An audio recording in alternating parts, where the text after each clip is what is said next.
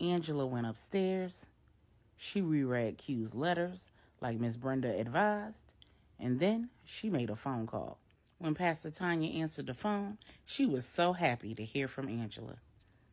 Angie, how are you and those babies doing? Angela said, We're well. We're adjusting. Pastor Tanya said, What's going on? Angela said, Well, I have a situation. So, Q and I guess you could say, we're seeing where things are gonna go. That's wonderful. Angela said, Nothing's really set in stone. We haven't discussed a commitment or anything like that, but your heart is already in it, huh? Angela said, Yeah. The issue is that I met Q's ex-fiance, and it turns out that she's a member of the women's group that I'm supposed to lead. Pastor Tanya said, Oh, dear God. Angela said, Right. And the worst part is, I know some things about her that I wouldn't know if not for my involvement with Q and if not for my access to the women's group files. Pastor Tanya said, Oh boy. Angela said, Right. But here's the kicker.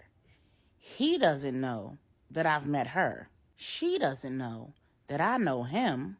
And neither of them know what I know that I found out from the file. Pastor Tanya asked, And how did you find out that she's his ex? Angela told Pastor Tanya all about the incident that happened at the church and what happened when she told Regina about it and how Regina put two and two together. And Pastor Tanya asked, Have you told Q about the incident that happened at the church with Melissa? Angela said, Yes, but it was before I talked to Regina. Pastor Tanya said, Oh, so you didn't know who she was when you told him. Angela said, Right. Pastor Tanya said, Well, sis, the solution is simple. It just won't be easy. Look, this might be the first time, but unfortunately, it will not be the last time that you'll be privy to information that you just can't share. You're going to have to handle this like you would if you didn't know both parties or about both parties or about a situation between both parties. You're going to have to be Switzerland. Have you learned information that Q needs to know? Angela said, Most definitely. And unfortunately, I've learned information that several other people need to know as well. Pastor Tanya said, Well, you handle this like you don't have any skin in the game. You rely on your training. What would you do if you didn't know Q? Angela said, I would have to encourage her to tell the truth, despite the cost.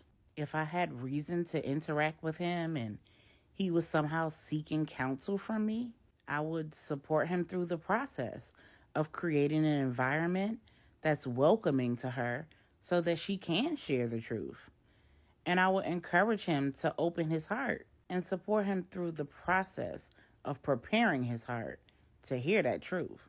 Pastor Tanya said, without dropping any hints, making any innuendos, or revealing anything that you know by accident. Angela continued, I would support him from where he is and based on what he already knows. Pastor Tanya said, Exactly.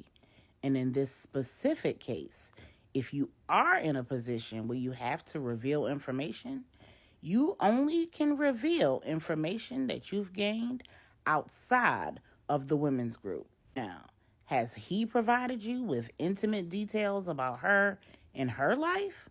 Angela said, Oh, yes.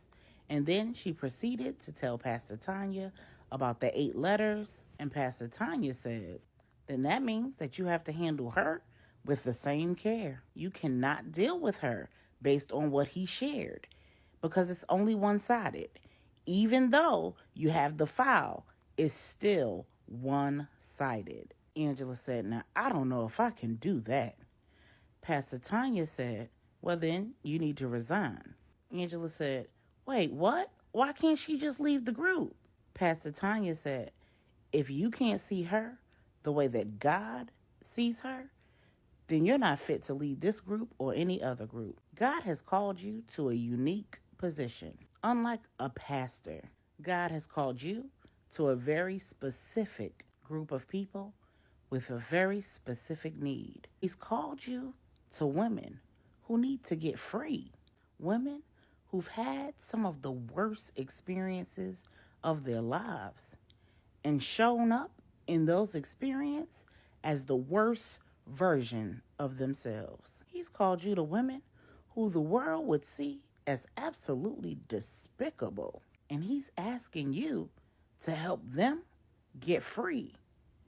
And you can't do that if you're not willing or able to remember that he died for their sins too.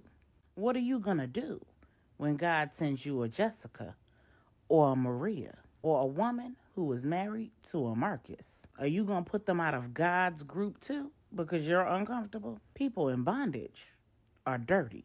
You don't get to judge them by how they got that way. Your job is to help them get clean. You need to pray. And if at the end you can't commit to what God has called you to, I'd rather see you walk away than do more damage to an already hurting group of women. But if at the end your conclusion is to stay the course, then you need to have a conversation with Pastor Corey. I'm your friend, your sister, your mentor, but he's your pastor now, not me. I love you, Angie. Angela just sighed and said, I love you too. I'll let you know what I decide.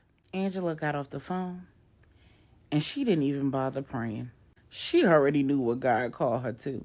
There was no sense in going back to ask God if he changed his mind. She picked the phone up and called Pastor Corey. When he answered, she told him, CT, listen, I have a conflict of interest, and I need your guidance. I received background information about one of the women in the women's group before I ever met the women in the women's group. I've reviewed that woman's file, and I have to imagine that this would be a problem for her, because it's certainly a problem for me. Now, I'm not resigning, but I need some direction. Pastor Corey said, Angela, I have women schedule appointments with me to discuss the state of their marriage. Days later, their husbands, who have no idea that their wives have met with me, schedule meetings with me too, and then I meet with them, and they tell me a completely different story. Or they tell me the same story multiplied by 10. And then those couples come to church together, sit in the pew together, and pretend like neither of them have ever talked to me. And then I stand in the vestibule, wishing all of my parishioners well, shaking hands, kissing babies, and I face those same couples, and neither of them would ever know that I know what I know. You came to our church with glowing recommendations. Your resume is stellar. More importantly, I trust God. Since you've already read her file, why don't you go ahead and read the files of all the other women? Schedule a meeting with the group and share your testimony. Then let them know that you're sharing your testimony because you've already read their files. Tell them that this is a judgment-free zone and that everything that is shared in the group or one-on-one with you is confidential. Then carry yourself like the professional, like the businesswoman, like the woman of God, like the coach and minister you are. Can you do that, Angie? Angela looked up and said, I can do that.